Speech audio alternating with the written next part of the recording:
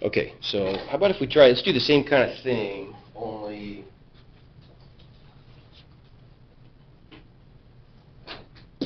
let's pick a quadratic function. It's not linear. So let's prove this using the formal definition. Let's prove that the limit of x squared as x approaches 2 is 4. Okay. So we got to start with, as always, we're going to start with definition of epsilon, right? So we got the absolute value of f of x minus L is less than epsilon. What's that look like? Okay, x squared minus 4. Good. So the absolute value of x squared minus 4 is less than epsilon. And what we've got to migrate to is the statement absolute value of x minus c is less than delta. So what's that going to be? X minus 2 is less than delta. Okay, so how are we going to get that? Well, yeah, we can't. What are we going to do? We can't change this expression. We could factor it, though, couldn't we? Okay, we could factor this into the absolute value of x minus 2 times the absolute value of x plus 2 is less than epsilon, right? Okay, but that's a little strange then, because I've got to break this. I can break this into two separate absolute values. Let's call it the absolute value of x plus 2 times the absolute value of x minus 2. But I don't have a number there like I did before, right? If I divide both sides through by the absolute value of x plus 2, that's a little strange, right? Where is, I mean, I can do that, but where is the absolute value? Well, how can I maybe deal with that? And this is a little bit strange. This is one way you can handle this.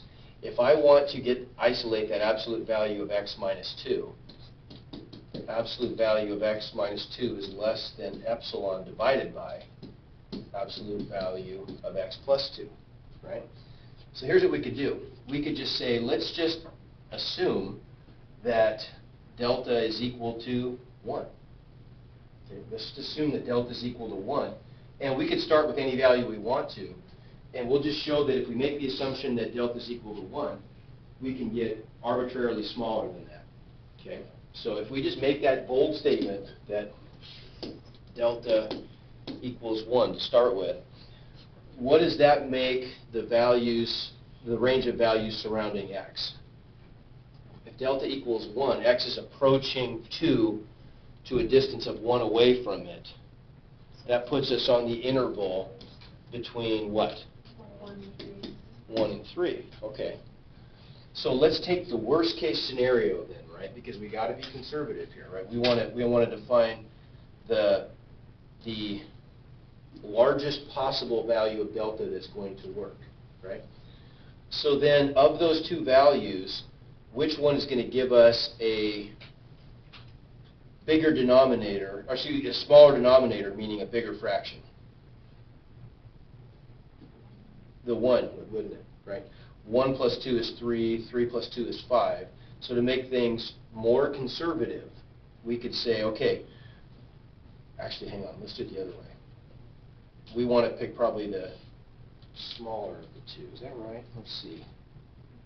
Yeah, we want to pick the smaller of the two, because we want to be conservative, which is the other. Yeah, right. So we want to get, if there's two different values of delta, let's pick the smaller of the two, right? So we're going to pick the value x equals 3, and we'll just assume that that's delta, right? So we're going to constrain ourselves to be between 1 and 3. That's what our neighborhood starting value is going to be. So then that makes this expression here equal to epsilon over the absolute value of x plus 3, which is 5, right? And so as long as I'm constraining myself to be within this neighborhood to start with, I end up with the relationship absolute value of x minus 2 is less than epsilon over 5. And so there's my relationship. That might seem a little hokey, right? Because I would have gotten maybe a different value if I had started off with my neighborhood being a width of 2. Doesn't matter, though. It doesn't matter, because all this is telling me is that this guarantees that if I get my delta to this size, I'm going to be within whatever target accuracy I decide, right? There is a one-to-one relationship between delta and epsilon. As long as I can show that, I've proved it. Okay? That's fine. So is there one way to prove this? No, not really. I mean, if I had said we're going to go between 0 and 4, then we would have put a 4 in here, and we would have gotten an answer back, epsilon over 6. Doesn't matter. It's still a relationship, right, that we proved. It's kind of weird, isn't it?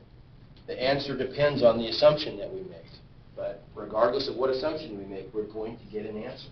And think about it this way. Is delta something that's hard and fast? Not really. All it's saying is that, is there some range of values that we could be between that gets us within epsilon? Does delta, like, let's just say epsilon is that number that I've got graphed up here. Would delta equals the delta I've drawn up here work? Sure it would. But could I make delta smaller? Yeah, why not? If delta were smaller,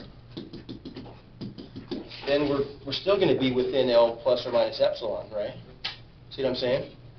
So it's not even like there has to be one exact answer for delta. It just has to be a value that's going to work, right? See what I'm saying? I can see why that, the first time I saw that, I thought, wow, something doesn't feel right about that,